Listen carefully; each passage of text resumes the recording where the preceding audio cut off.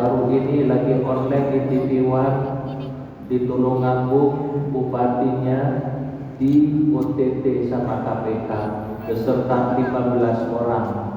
Nah itu kan 15 orang kan berjamaah dulu, belum di tempat-tempat yang lain. Mereka kalau ditanya ingin selamat gak pingin, tetapi deskripsi ingin selamatnya itu justru mencelakakan dia. Oleh karenanya kita di sini ini dibimbing oleh Allah Subhanahu wa taala. Sudahlah kalau memang mungkin kita mencapai income yang banyak, tapi paling penting dari itu dasarnya adalah kita betul-betul berbuat yang selamat, terus bertasawuf, bersilaturahmi ini mudah-mudahan kita senantiasa disayangi oleh Allah. Oleh karenanya kita ikat dengan silaturahmi. Lalu dalam silaturahmi ini karena kita bertemu satu dengan yang lain, individu dengan yang lain, pasti diberkahi oleh Allah Subhanahu wa taala. Contoh keberkahannya apa? Ketika melihat saudara kita dengan senyum manisnya, rasanya tenang hati kita. Ya bukan? Ketika melihat saudara kita masih sehat, afiat, senang rasanya kita. Oleh karenanya silaturahmi ini patut kita lestarikan, kita jaga, lalu kita hiasi kehidupan ini dengan senantiasa bersilaturahmi. Dari riwayat dalam hadis konon katanya baginda Nabi mengatakan, man arada ayyabsutar rizqa wa yutawwilal umrah falyasilur rahimah. Barang siapa yang ingin untuk diluaskan rezekinya dan dipanjangkan umurnya, maka sambunglah silaturahmi. Contoh yang kasar kalau silaturahmi itu sangat barokah, misalnya pagi-pagi misalnya ke rumah Pak Sulaiman. Pagi-pagi, assalamualaikum Pak Sulaiman, ada silakan Ustaz. Jagung kan? Setelah jagung itu mustahil gak keluar kopi dan teh, ya kan? Kan berarti salah satu item keberkahan pasti keluar teh dan kopi. Tiba-tiba jam 12 bersilaturahmi lagi kepada misalnya yang lain, kepada Pak Amin misalnya. Assalamualaikum Pak Amin, ya silakan Ustaz. Karena waktunya makan siang, makan juga barokah kan? Sorenya, malamnya juga begitu. Akhirnya tiap hari begitu. Bosannya dari mana? Disuruh beli makan. Baik jamaah yang dimuliakan oleh Allah. Jadi kita menyikapi tentang program taksim ini. Yang pertama, kita biasanya selalu kurang waktu. Ya Pak ya? Selalu kurang waktu. Baik program yang ada di Kopdar ini ataupun program yang ditaksim di radio, selalu kurang waktu. Bagaimana waktu akan mencukupi yang ikuti ratusan orang? Terus sering sekali deadlock Bu, Bapak Ibu. Saya tanya oleh ke Pak Amin, kan ruangannya beda. Pak Amin, kenapa kok nggak masuk-masuk? Ini udah lama. Tabrakan Ustaz, banyak di pintunya, uyel-uyelan gitu. Maka oke dah, kita fasilitasi mungkin dengan program Kopdar. Di Kopdar juga sama. Di Kopdar ini waktunya misalkan 1,5 jam kan. Sedemikian banyak orang, satu ayat saja itu habis waktunya. Akan selalu kurang waktu. Maka bagaimana pembelajaran kita dalam belajar Al-Quran ini sehingga tidak kurangin waktu? Bagaimana?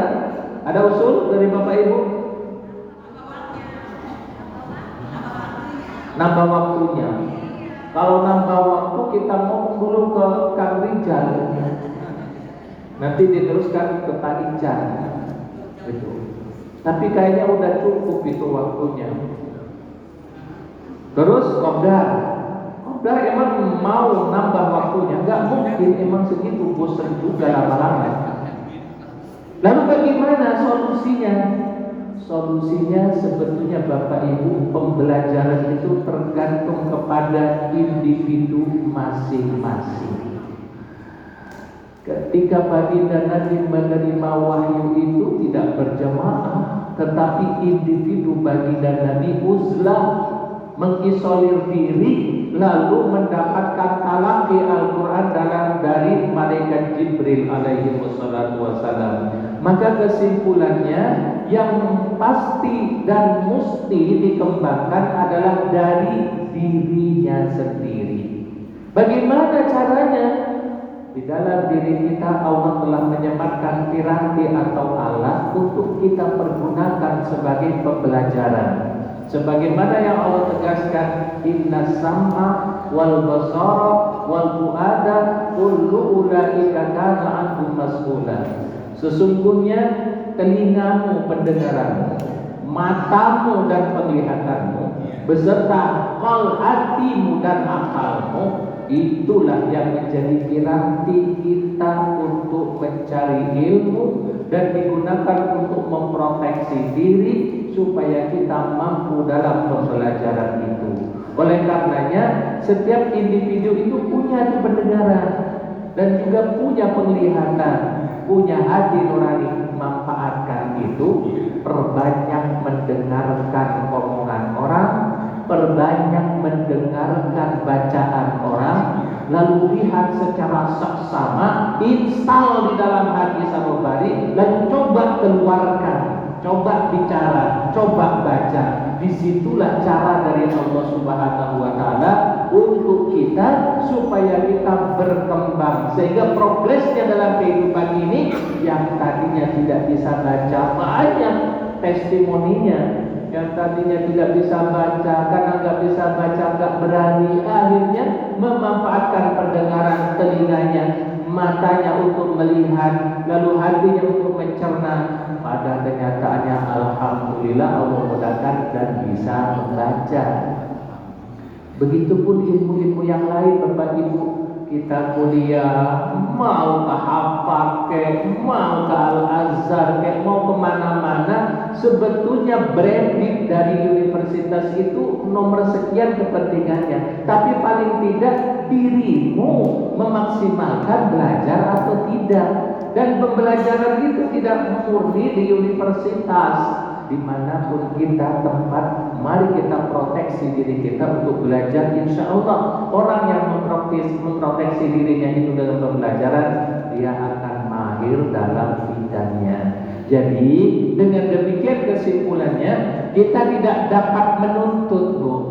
Dalam program tasawuf, Pak Ustaz, waktunya dibanyakin. Kalau misalkan kamu tidak memanfaatkan pendengaranmu, cuma saja.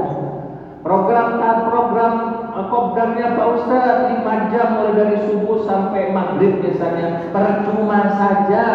Oleh karenanya dalam pembelajaran yang paling inti adalah pada dirimu sendiri. Sebentar kita bertemu dengan orang, tapi kita persiapkan program pembelajaran kita untuk mentasih, membenarkan, lalu sharing. Itu adalah lebih baik daripada waktunya yang panjang tapi kurang konsentrasi. Jadi semisal contoh testimoninya, ketika kita menghafalkan Al-Quran, ketika saya di usia 16 tahun saya mulai menghafalkan Al-Quran itu, dan itu murni, itu individu, Pak. Kita belajar menghafal mulai dari misalkan saya sufaha, dimasukkan ke dalam hati, minan nasi mawalahum. Pertama-tama menghafalkan Al-Quran itu susah untuk merangkai kalimatnya, lupa dulu. Misalkan saya sufaha'u, nah itu kan saya satu kalimat, as-sufaha'u 2 kalimat. Itu biasanya kalau awal itu hilang dulu. Maka ketika baca, maka misalkan ada metodenya dari Wardah anaknya Yusuf Mansur itu, misalnya baca dulu paling tidak 20 kali. 20 kali baca secara seksama, maka coba lepaskan bacaannya, baca sesuai apa yang kamu ingat. Itu cara menghafal. Baca 20 kali binador, makanya di dalam metode menghafal Al-Quran itu biasanya ada binador dulu. Dengan baca Al-Quran, melihat dengan seksama dengan mata kepala. dan itu biasanya juga ditasihkan kepada gurunya. Datang kepada seorang guru, ya Ustaz, saya mau binador, saya mau melihat, mau membaca dengan melihat, tolong dibenerin. Itu juga tasih. Baru setelah itu estafetnya dia menghafal. Ketika menghafal itu metodenya macam-macam. Ada metode Sulaimaniyah, ada metode macam-macam. Tapi metode itu paling tidak intinya kamu mau hafal. Biar metodenya bagus, tapi kamu gak mau menghafal, gak bisa hafal. Biar metodenya apapun, tapi kamu betul-betul sungguh-sungguh belajar, insya Allah berhasil. Nah sekarang ini juga metode macam-macam Bu. Metode itu kan selama 300 tahun untuk membaca Quran itu metode namanya apa? Metode yang paling tua. Metode Baghdadiyah, yaitu alif, ba, alif ha'an, alif kasratin, alif dhammaun, an, un. Itu metode Baghdadiyah namanya, dari orang Baghdad, itu ratusan tahun. Baru setelah itu lahir metode mungkin di dunia itu selanjutnya metode apa? Metode apa? Metode qiraati dulu. Metode qiraati yaitu Kiai Dahlan Salim Zarkasi di Semarang sana. Lalu metode qiraat itu ditasihkan ke Mbah Kiai Arwani. Satu grup di situ ada namanya As'ad Umam. As'ad Umam dari Jogja. As'ad Umam itu 4 tahun mempergunakan metode qiraati. Tapi ketika metode qiraati itu mau diakomodir dan Departemen Agama mau dicetak, qiraati punya syarat. Di setiap pengeluaran buku qiraati harus ada orang yang bertanggung jawab, dan dia orang yang hafid Al-Quran. Singkat cerita, Departemen Agama gak setuju. Akhirnya ngambillah yang namanya Iqra. Tahu sendiri Iqra dicetak banyak kan di pasar-pasar tanpa kontrol, tanpa tahu siapa yang mengajarkannya kan. Bagaimana filosofi bikin metode itu, bagaimana fotonya, bagaimana cara tekniknya, nggak ada yang mengajarkan Iqra itu. Sehingga dengan demikian biar orang sampai tamat jilid 6 kadang-kala tidak bisa baca Al-Quran. Kenapa? Karena nggak ada yang kontrol. Baru banyak tuh metode-metode di program tahsin ini. Guru-guru kita juga mengajarkan dan mengarang metodologi. Ada Bapak Ontong Surasman, metodenya dulu Bidiki ya. Ada Ustadz Jailani, metodenya Sahla. Ada namanya Nur Hadi Kastamin di Al-Fikri itu namanya Iqra Tartilan. Ada namanya Hatta-Iya, ada namanya Tomba Alam, ada namanya bermacam-macam metodologi, ratusan metode itu sekarang. Tapi kita sederhanakan, betapapun metode itu bagus, kalau kamu gak memanfaatkan piranti peralatan yang sangat istimewa dari Allah berupa pendengaran, penglihatan, dan hatimu, niscaya kamu tidak akan bisa. Saya sendiri bukan lahir dari metode apapun, tetapi saya lahir pertamanya dari metode Baghdadiyah, belajar alif, ba, ta gitu, sehingga sampailah kita bisa membaca kitab suci Al-Quran. Jadi yang ingin dibicarakan kembali lagi yang pertama, poin yang pertama ini, kita tidak bisa menuntut waktunya diperpanjang. Kalau misalkan inisiator ingin buka program yang lain, mungkin yang lebih ramah, silahkan usulkan saja, gitu kan. Tapi kalau misalkan popdarnya ini ya sekitar 2 jam, kayaknya memang sudah tidak bisa diperpanjang lagi. Betapapun kalau kita bersandar dengan waktu, kita tidak akan mencapai kepuasan. Oleh karenanya, supaya puas, puaskanlah dirimu masing-masing dengan belajar sungguh-sungguh. Baru hasil dari belajar itu kita setorkan, kita tahsin gitu. Kita perlihatkan, kita baca. Dan belajar Al-Quran itu yang berikutnya tidak bisa otodidak. Gak bisa Bu. Belajar Al-Quran itu kata Bu Haja Indah namanya harus talaki, harus musafahah, harus ketemu. Kenapa? Dari sononya memang begitu. Untuk apa malaikat Jibril itu oleh Allah disuruh merubah dirinya menjadi sosok manusia? supaya lisannya itu, karena malaikat Jibril sudah bukan makhluk halus lagi, menjadi sosok manusia yang punya mata, hidung, telinga, dan mulut, sehingga malaikat Jibril itu mengucapkan dengan bibirnya. Dan itulah yang harus ditiru, begitu. Jadi Al-Quran itu melalui real, melalui lidah, melalui telinga, melalui mata. Kan Allah cukup aja kan, misalkan malaikat Jibril bisa mengilhami di dalam hati sanubari Sayyidina Rasulullah Sayyidina Muhammad, bisa aja kan. Tapi mengapa di gua itu malaikat Jibril merubah dirinya menjadi sosok manusia? Ya itulah mengandung unsur pelajaran, bahwa pelajaran itu anggota tubuhmu harus kamu pergunakan. Harus kau gunakan bibirmu, lidahmu, matamu, harus kau pergunakan. Dan itu yang dilakukan oleh malaikat Jibril kepada baginda Nabi. Karena baginda Nabi memang sosok manusia yang asli, dipergunakan juga untuk mendidik para santri-santrinya, Sayyidina Ali, Abu Dzar Al-Ghifari, dan para sahabat itu. Jadi intinya pelajaran itu tidak cukup, bukannya tidak boleh, tapi tidak cukup otodidak. Teori tajwid kita baca itu mulai dari hukum-hukumnya, misalnya mat ada dua, mat asli, mat far'i, berkembang ada mat ji'i, mat codet, kan mat itu ada dua, Bu. Lalu disebut dengan mat far'i. Far'i itu cabang banyak, penyebutan istilah bisa bermacam-macam, tapi pada intinya yang penting seperti itu. Dan sekarang perkembangan ilmu tajwid kan banyak, itu idgham naqis, idgham tam, idgham tam aja yang naqis tam, ada naqis tam hitam, ada bermacam-macam. Saya sering sekali gak ambil pusing dari itu. Kenapa? Itu cuma istilah, gitu kan. Tapi paling penting kamu mampu membaca, direalkan idghammu, gitu. Begitupun tentang ikhfa, macam-macam, seperti ikhfa syafawi, itu macam-macam. Dan ikhfa syafawi ada dua ciri bacanya, ada yang dari Kufah, bermadhab juga, ada yang dari Madinah, ada yang dari Makkah. Kalau membaca ikhfa syafawi itu adalah mimnya masih ada, belum langsung lembur keba, ya macam-macam. Tapi paling tidak Allah akan menghargai keikhlasanmu.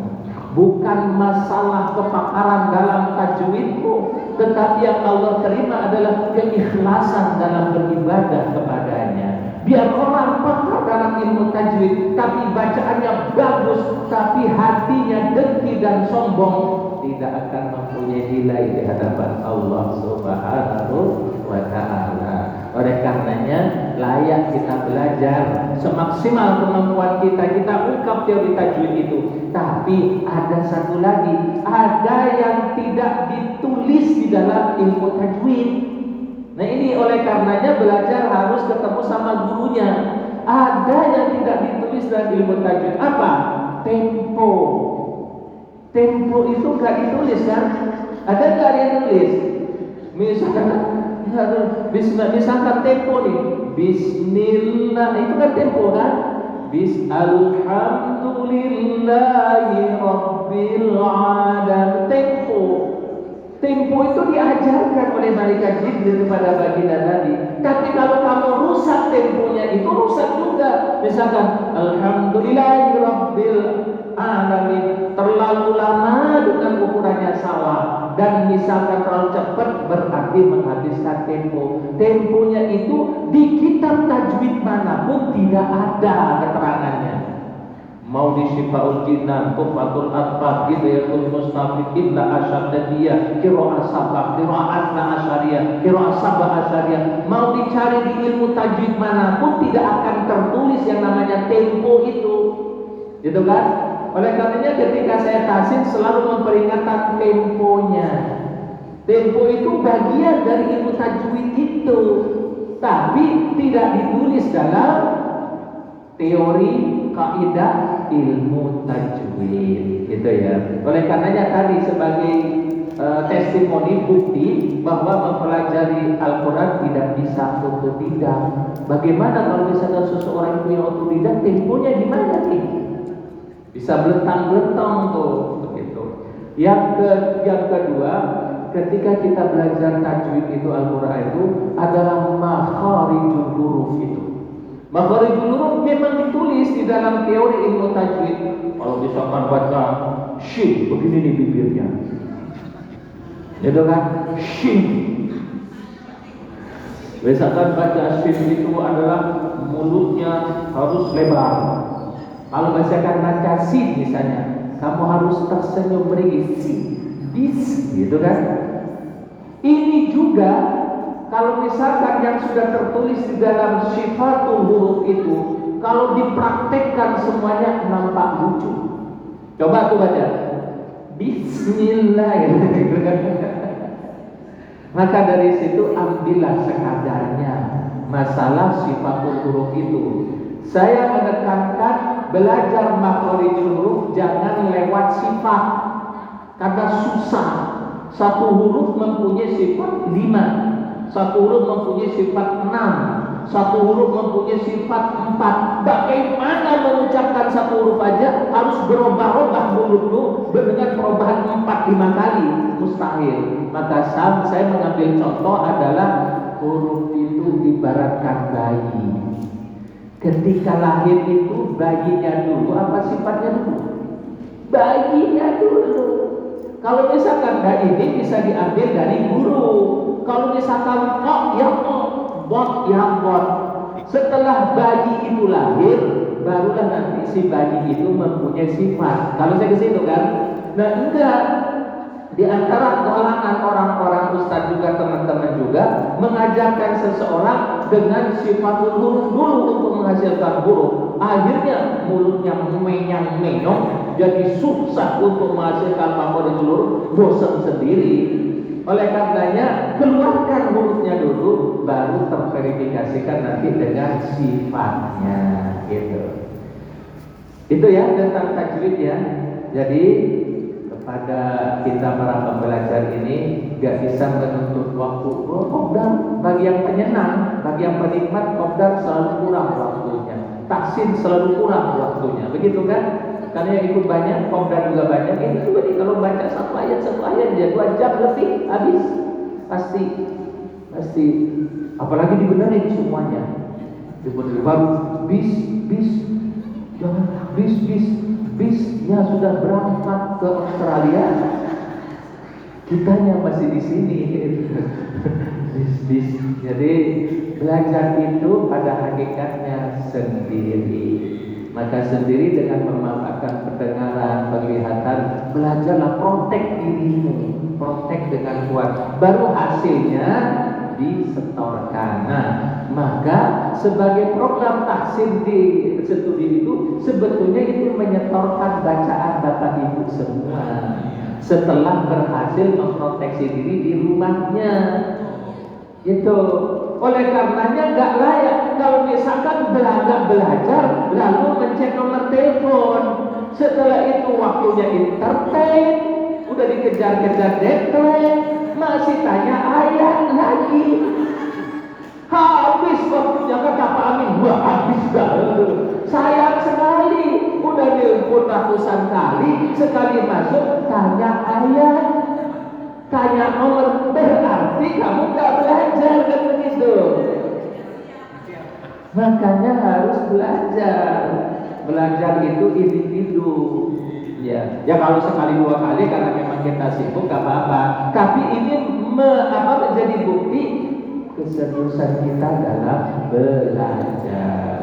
Kecuali memang waktu subuhnya seperti sekarang kan, waktu subuhnya itu kalau sekarang agak lama. Kalau cepat subuhnya itu jam 5 kurang 10 menit, kan nggak mungkin kita buka itu sering. Tapi paling tidak habis maghrib tadi kita belajar dulu. Habis maghrib itu atau asar atau waktu yang lain. Besok nih program tahsin Al-Quran itu ayat berapa? Pelajari dulu kemarinnya, baru setelah itu disetorkan.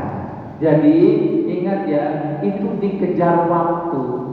Oleh karenanya saya kasihan yang gak bisa masuk. Sampai detik hari ini biasanya yang memberikan masuk paling banyak adalah saya. Bagi orang yang belum bisa, kenapa? Ada skalanya, Bu. Skalanya orang ini prioritasnya bagaimana? Oh, dia masih baru belajar huruf. Ya udah, kenal huruf aja udah benerin semua daripada menghambat yang lain. Ya kalau misalkan satu orang nanti dibenerin semua, nyampe 10 menit, nah berarti cuma 4 orang dong. Ya udah semuanya aja, kan setiap kita mempunyai tingkatan masing-masing. Bagi Bu Dumira, bagi Bu Irda yang lain, proteksinya lain. Tapi bagi yang benar-benar masih baru kenal, ya udah kenalan dulu kayak gitu kan, merasa asik dulu. Kenapa? Karena ketika masuk itu biasanya ada hiburan tersendiri di dalam jiwa kita. The happiness namanya, senang. Senang saja itu sudah beribadah. Ngapain kamu susahkan? Ya kan? Ya, senang dulu aja deh. Senang dulu. Enggak masuk-masuk dongkol lah. Itu buktinya. Ada yang mencet, ada Pak Ustaz saya belum fisik, saya tadi telepon 200 kali belum masuk. Nah, emang saya yang punya pesawat. Yang terakhir Bu ya, yang terakhir ini perlu saya jelaskan. Ternyata yang namanya signal itu, jalur itu, HP itu butuh silaturahim juga. Orang yang sering masuk, insya Allah akan mudah masuk. Tapi orang yang tidak pernah masuk, untuk masuknya susah banget. Orang sudah bisa masuk, lalu sebulan perek dia nggak masuk lagi, kembali lagi kepada awal mula, nggak masuk. Nah itu apa artinya? Koneksi silaturahim. Ternyata silaturahim ini Allah jabarkan.